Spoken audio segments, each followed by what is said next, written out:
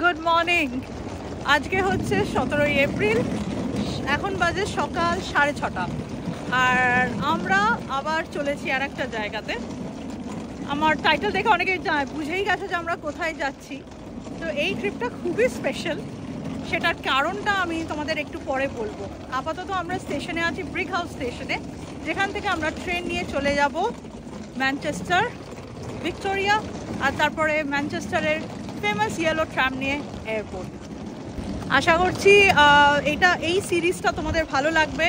এখানে মোটামুটি আমি চেষ্টা করব প্রত্যেক দিনই কভার করার, কোথায় যাচ্ছি, কি করছি, কি খাচ্ছি, আর একটা নতুন জায়গা, নতুন দেশ, নতুন জায়গা, নতুন সব কিছু। তো আমি খুবই এক্সাইটেড। তো আশা করি আমাদের তোমরা সাপোর্ট করবে। রিজুও সামনে আছে। এখন আমি আপাতত স্টেশনে নেমে তারপরে বাকিটা তোমাদেরকে বলছি।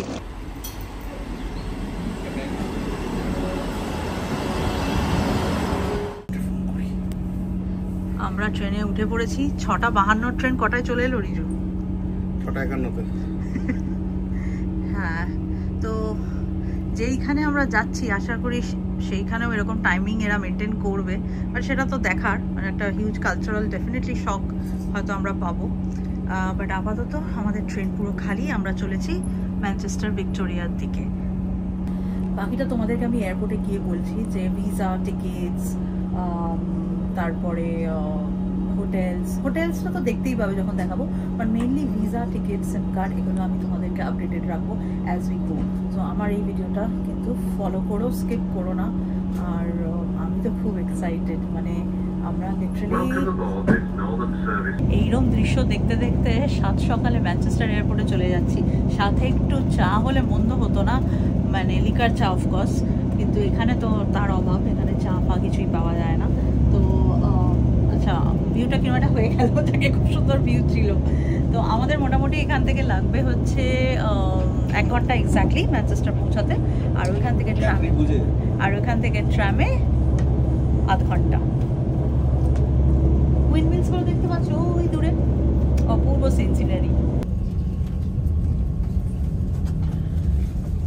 ম্যানচেস্টারে আমরা কোনো মতে পৌঁছে গেছি। কোনো মতে মানে ঠান্ডার দিক থেকে বলছি। অলরেডি এপ্রিল মাস, কিন্তু এপ্রিলের শেষের দিকে চলে এসেছি আমরা, 3rd উইকে, কিন্তু বেশ ঠান্ডা। তো ছিল না এরকম ঠান্ডা। দুদিন আগে বলবো আগে আমরা যেখানে যাচ্ছি সেখানে ঠান্ডা লাগে না। তো এবার আমরা চলে যাচ্ছি ট্রামটা ধরতে, ইয়েলো ট্রাম, ম্যানচেস্টার এয়ারপোর্টে। নিস্তব্ধ ট্রামে 4 জন আমরা বসে আছি, একদম নিস্তব্ধ। মানে এই নিস্তব্ধ দিয়ে যখন গিয়ে ওই রকম একটা হইচই জায়গায় পড়বো, আই অনেস্টলি ক্যানট ওয়েট। তো কোথায় যাচ্ছি আমরা যাচ্ছি এয়ারপোর্টে গিয়ে বলছি।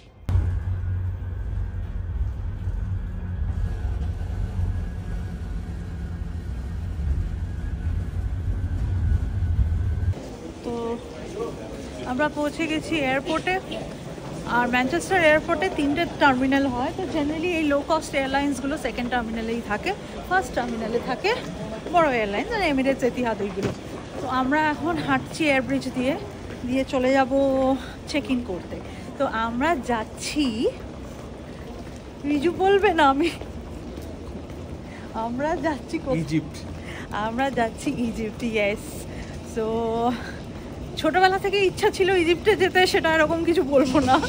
আমার মোটিভেশনটা বেশি এসেছে রিজুর ইজিপ্ট পিরামিড দর্শন করার একটা ইন্টারেস্ট থেকেই আমাদের এই ট্রিপটা। আর তার চেয়েও বড় ইম্পর্টেন্ট হলো ইউরোপের ভিসা পাওয়া খুব চাপ হচ্ছে, মানে প্রচুর কিউ। তো যাই হোক, ফার্স্ট ডেস্টিনেশন হবে আমাদের কায়রো। কিন্তু এইখানে তোমাদের একটা বিশাল আমি টিপ দেবো আর একটু পরে। আমার ভিডিওটা দেখো। এখন আমি চলে যাচ্ছি চেক ইন করতে। এই লাগেজ দুটো আছে, তারপরে আমি তোমাদের ভিসা আর আমি কায়রোর কোন এয়ারপোর্টে যাচ্ছি সেটাও বলবো, আর কেন যাচ্ছি সেটাও বলবো।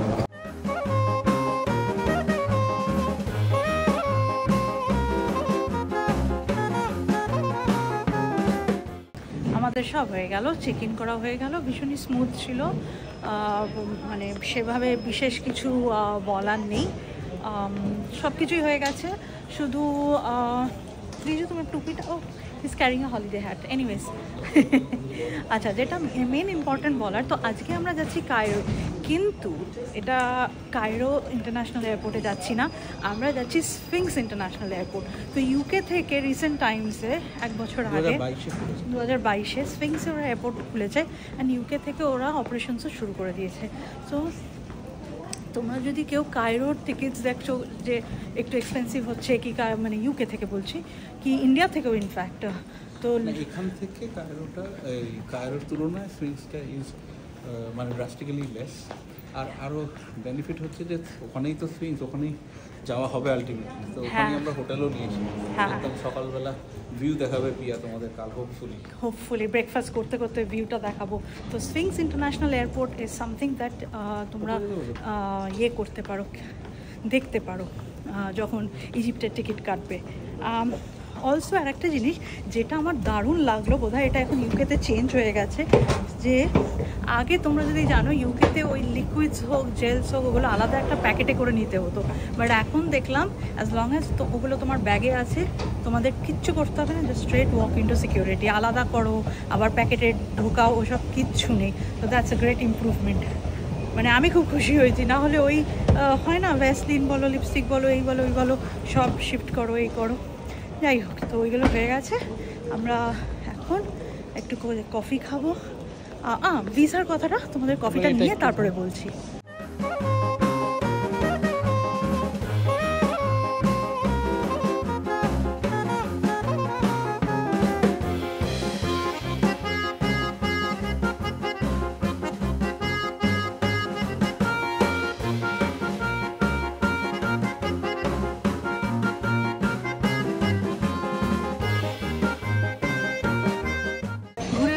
চলে এলাম ব্রেকফাস্ট প্লেসে, আর এটা বোধহয় রিজু সবচেয়ে লুক ফরওয়ার্ড করছিল এই ট্রাভেলে আজকে। তো আমি তোমাদের একটা ছোট্ট কথা বলতে চাই, সেটা হচ্ছে ভিসা রিলেটেড। ইজিপ্টের ভিসা হচ্ছে সবচেয়ে ইজি বোধহয় পাওয়া পৃথিবীর, হ্যাঁ, মানে জাস্ট পাসপোর্ট ডিটেলসটাই ওরা চায়, আর কিছু চায় না। আর একটা ইনফরমেশন আমি দিতে চাই, যেটা আমি অনেক ব্লগস দেখে আমি অন্তত পেয়েছিলাম না, সেটা হচ্ছে যে ইউকে, অনেকেই বলে যে ইউকে বিআরপি থাকলে তাহলে কি ভিসা ফ্রি, না। ইজিপ্টে কিন্তু ইউকে বিআরপি থাকুক কিংবা ইউএস ভিসা থাকুক, আমাদের কিন্তু ভিসা ফ্রি নয়, হ্যাঁ। তো খুবই কম অ্যামাউন্ট, রিজনেবল অ্যামাউন্টেই লাগে। মোটামুটি আমাদের ইউকে থেকে পড়েছে আবার 60 পাউন্ডস পড়েছে, সব ফিজ, প্রসেসিং ফিজ নিয়ে। জাস্ট অনলাইন গিয়ে পাসপোর্ট ডিটেলস দিতে হয়, আর তোমার নিজের ডিটেলস দিতে হয়, and that's it. It comes within a day or 2, 48 hours maximum. যদি ওরা বলে রাখে যে আপ টু 72 আওয়ার্স নেবে কি 1 উইক নেবে, বাট 48 আওয়ার্সে চলে আসে। আমি সেটার লিঙ্ক তোমাদেরকে নিচে দিয়ে দেবো, প্লিজ ভিসার অ্যাপ্লাই করতে হলে ওখানে চলে যাও, very simple. Okay, and secondly আমাদের যে প্লেনটা, এটা এখন ইস্তানবুল থ্রু নিয়ে যাচ্ছে। তো ইস্তানবুলে আমরা নেবে উই হ্যাভ 5 আওয়ার্স, যেটা আগে বললাম। আর সেই জন্য আমরা নিজেরা এখন একটু ব্রেকফাস্ট কাম লাঞ্চ মানে ব্রাঞ্চ করে নিচ্ছি, যেহেতু আমাদের প্লেনটা 12টায় ছাড়বে। তো এখন এখানে বাজে 10:15, তো 1 ঘন্টা মোটামুটি আছে। তো আমরা ব্রেকফাস্টে অর্ডার দিয়ে দিয়েছি, একটা রিল্যাক্সিং এনভায়রনমেন্ট, আমরা সব বসে আছি। আমি অর্ডার করে দিয়েছি কফি, রিজু নিয়ে নিয়েছে পাইনাপেল জুস, নিয়ে আমরা এখন একটা আড্ডা দিচ্ছি। তো এরপরে খাবারটা আসুক, তারপর তোমাদের দেখাচ্ছি। চলে এসছে French toast, English French toast, interesting. দিয়েছে লাবনে, রাসবেরিজ অ্যান্ড ফ্রেঞ্চ টোস্ট। রিজু জানি না কতটা কীরকম হলো, ভালো হয়েছে। Salmon and cheese. আমাদের বোর্ডিং কিন্তু শুরু হয়ে গেছে, এখন 11টা বাজে, 11:55-তে আমাদের প্লেন। তো খেয়ে দে আমরা এখন গেটের দিকে চলে যাচ্ছি। ভালোই ক্রাউড আছে, মানে লোকজন বেশ ভালোই যাচ্ছে বেড়াতে টেড়াতে আর কি।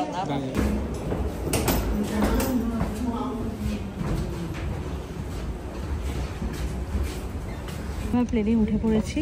তো সিটগুলো মোটামুটি কমফোর্টেবলি আছে, লেগ স্পেস ভালোই পাওয়া গেছে। আর এখানে আমাদের একটা মেনু কার্ডও দিয়েছে, যেটা হচ্ছে ইন ফ্লাইট মেনু। তো মোটামুটি ওই চিকেন স্যান্ডউইচ এসব আছে, বাট অফকোর্স এটা তোমার কিনে খেতে হবে। তো আমরা এখন বসে পড়েছি, প্লেনটা ছাড়বে, আমাদের অনেক আগে উঠিয়ে দিয়েছে, which is a good thing. তেল ভরছে এখন, হ্যাঁ রাইট, তেল ভরছে। এখানে ফ্ল্যাট স্ক্রিন নেই, তবে এখানে কিছু ম্যাগাজিন দিয়েছে, ম্যাগাজিনটা নেই। ওকে, বাট এখানে তুমি যদি যাও এটা দিয়ে অ্যাক্সেস করলে নাকি মুভিজ, গেমস, ফ্লাইট ইনফো সব পাওয়া যাবে। সো ওটা আমি করব যাতে বুঝতে পারি কোথায় আমরা আছি। বাইরে যে অপূর্ব ওয়েদার, হ্যাঁ ওটা আবুধাবি টু কলকাতার ইয়েতে থাকে ওটা। এটা হচ্ছে আমাদের পেগাসিস, এখনো লোক বোর্ড করছে।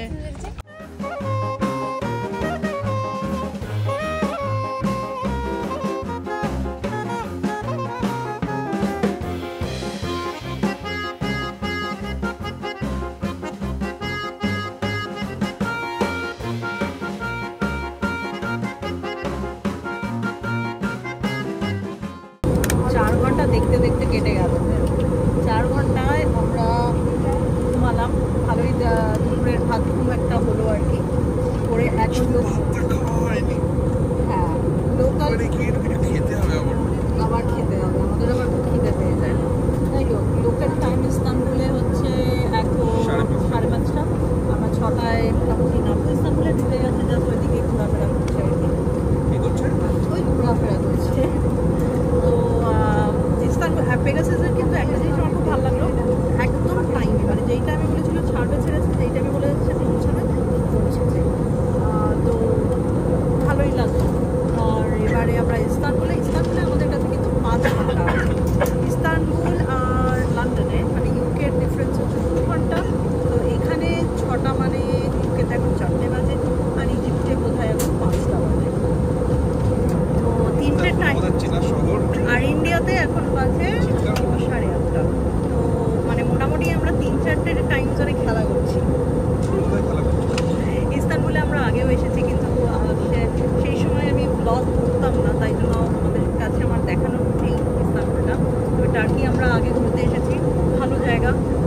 যদি তোমরা না গিয়ে থাকো তো অবশ্যই যেও, because it is highly accessible India থেকেও ইউকে থেকেও। তো টার্কি ইজ যেতে পারবে সেটাই না।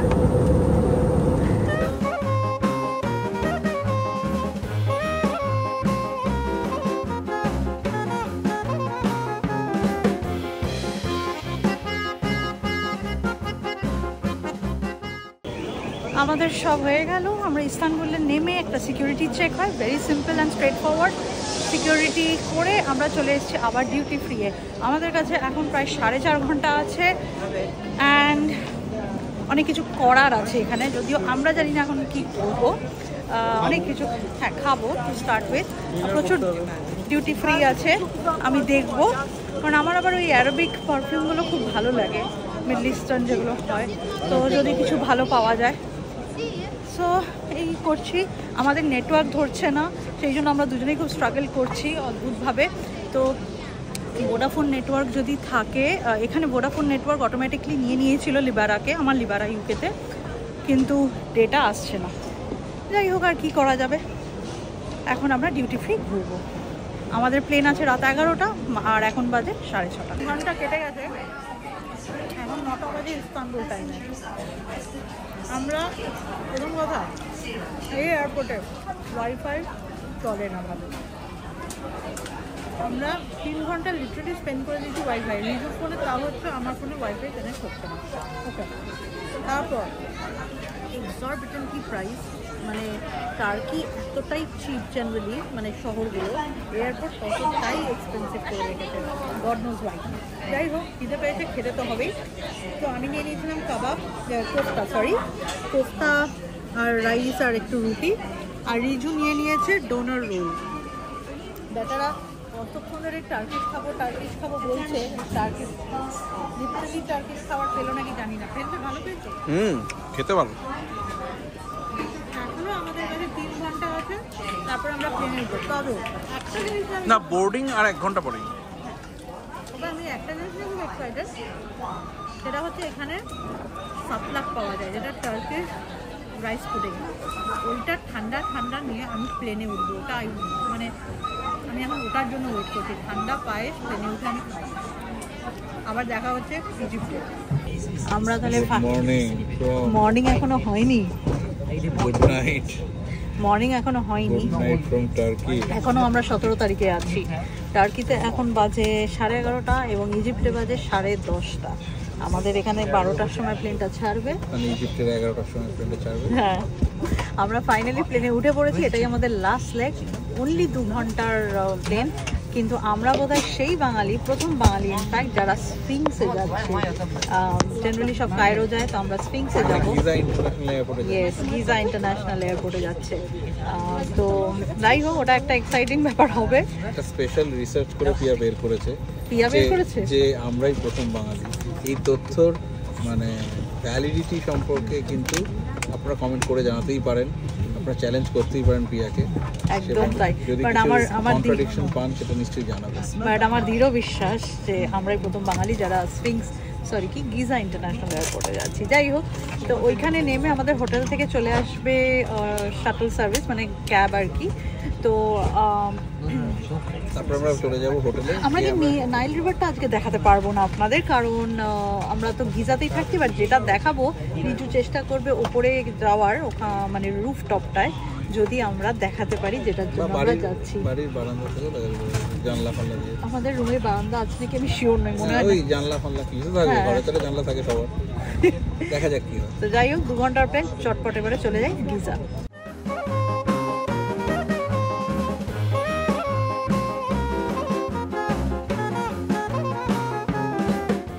আর আমরা পৌঁছে গেছি আমাদের গন্তব্যে, সেটা হচ্ছে কি গিজা স্ফিংস এয়ারপোর্টে। প্রথম বাঙালি স্ফিংস এয়ারপোর্টে।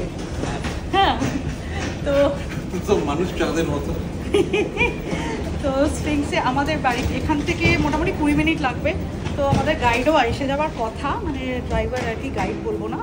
তো আপাতত ইমিগ্রেশনে কি হয় আর একটা কি জানো? Oh yeah. See, that's the thing. I'm not as good at those. Like, oh my god, it's 1 o'clock at night. What should I do? Film myself. It's a very, very demanding work. And it's very hectic. So, তোমাদের আমাদের immigration কিরকম হয় তোমাদেরকে জানাচ্ছি ইমিগ্রেশনটার পর। তো চলো, তোমাদেরকে স্ফিংসটারও একটা গ্লিমস দেবো, স্ফিংস এয়ারপোর্টে। তারপরে ইমিগ্রেশনের কথাটা বলছি। খুবই ক্রাউডেড নয়, কায়রোটা যেরকম খুব ক্রাউডেড, এটা একদমই ক্রাউডেড নয়, ছোট্ট এয়ারপোর্ট। আর খুব বেশি লোক চেনেও না এখনও এই এয়ারপোর্টটাকে। তবে যদি সস্তায় আসতে চাও, একদম স্ফিংস গিজা ইন্টারন্যাশনাল এয়ারপোর্টে চলে আসবে। অ্যান্ড দ্যাটস ইট, আমাদের ফার্স্ট গ্লিমস স্ফিংসের। তো কালকের জন্য তো আমি খুব অপেক্ষা করছি। আপাতত বাড়িতে গিয়ে তোমাদের রুম টুরটা দেবো, বাকি প্রোগ্রাম তখন বলছি।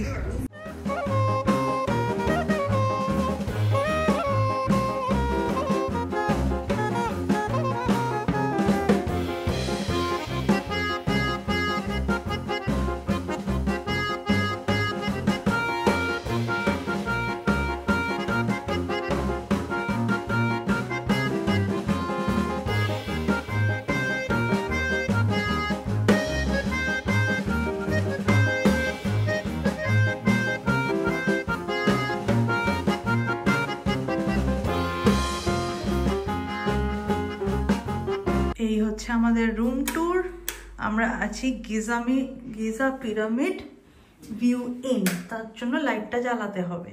So Giza pyramid view in, এটা হচ্ছে হোটেল, চান করার জায়গা, টয়লেট অ্যান্ড বেসিন, 2টো খাট, আর এখানে কাবার্ড। এয়ার কন্ডিশনিংটা 26 দেওয়া আছে, কিন্তু আমি এখন কিছু ফিল করতে পারছি না। বাট যেটা এক্সাইটিং সেটা হচ্ছে এইটা, যেটা আমি জানি না তোমাদেরকে এখন কতটা আমি দেখাতে পাচ্ছি। দেখছো আমার ভিউটা? মানে এর চেয়ে আনরিয়েল রাদার কিছু হতে পারে না। আমরা একদম ওটার গেটের অপোজিটে রয়েছি, আর আমার সামনে খাফরে ম্যানকাওরের পিরামিড। মানে আমি এইখান থেকে বসে পিরামিড দেখছি। ফ্যাবুলাস। সকালবেলায় আমি তোমাদেরকে আরও ভালো করে দেখাবো, তবে এই ব্লগটা আমি এখন শেষ করব। শেষ করার আগে আমার অনেস্ট আমি একটা ফিডব্যাক বলো কি একটা ইমপ্রেশন, ফার্স্ট ইমপ্রেশন যেটা হয়, কারণ অনেক দেশেই তো ঘুরলাম, এখানকার first impression is not good. First ইমপ্রেশনেই যেন কীরকম একটা স্ক্যামি ব্যাপার আছে, একটা চিটিংবাজ ব্যাপার আছে। যেটা আমাদের সাথে হলো সেটা তোমাদের সাথে একটু শেয়ার করি। সেটা হচ্ছে আমরা ভিসা অলরেডি কিন্তু করিয়ে নিয়েছিলাম, যেটা তোমাদের বললাম, অনলাইন 60 পাউন্ডস দিয়ে। ডিসপাইট দ্যাট আমাদের এখানে এসে বলল ইন্ডিয়ান ন্যাশনালস বলে রেজিস্ট্রেশন করতে হবে। নাও এটা একটা রুল, কিন্তু এটা সবসময় বলেও না ওরা। জানি না, মুখ দেখে হয়তো দেখেছে, আই ডোন্ট নো কী ভেবেছে ওরা। আবার ওটা আমাদের কিন্তু আর এক এক্সট্রা 10 পাউন্ডস দিতে হলো, কিংবা 1000 টাকা। এটা আমি জানি না কজন ইন্ডিয়ানকে দিতে হয়েছে জেনারেলি, বাট আমাদের দিতে হলো। ওরা না ট্রাভেল ডকুমেন্ট চেয়েছে না কিচ্ছু চেয়েছে, কিন্তু সোজা বললো আবার টাকা দিয়ে রেজিস্ট্রেশন করতে। নাম্বার 1। নাম্বার 2 হলো আমার ছোট সুটকেস, যেটা আমার খুব ফেভারিট ছিল, সেটা ভেঙে ফেলেছে। হ্যাঁ, সেটা ভেঙে ফেলেছে। গিয়ে বলতে ওরা অনেক রিকোয়েস্ট তো নিল, বললো নাকি টার্কি থেকে কন্ট্যাক্ট করবে আমাদের পেগাসাস এয়ারলাইন। আমি জানি না কি করবে। তো আমাদের শুরুটা খুব একটা ভালো হয়নি, কিন্তু যখন এই পিরামিডগুলো এসে দেখলাম, মানে সত্যি আমার এই রাত্রিবেলাতেই যেন মনে হচ্ছে ওভারওয়েলমিং, মানে একদম সামনের উপরে আছে। কিন্তু মানে সকালে আরও তোমাদেরকে দেখাবো। তো আজকে 18 তারিখ হয়ে গেছে, না 18 তারিখ এখন 3:45 প্রায় বাজতে চায়।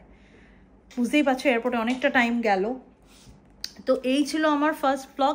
এই সিরিজটা একটু লম্বা হবে অবভিয়াসলি। প্রত্যেক দিন আমি কোথায় যাচ্ছি, কি করছি, পুরোটা তোমাদের দেখাবো, ঠিক আছে? তো কালকে আমাদের কিন্তু গ্রেট পিরামিডসের ডে, মানে কাল মানে আজকেই সকালবেলা কিছু ঘন্টা পর। তো এখন আমরা শুয়ে পড়বো, খুব টায়ার্ড লাগছে।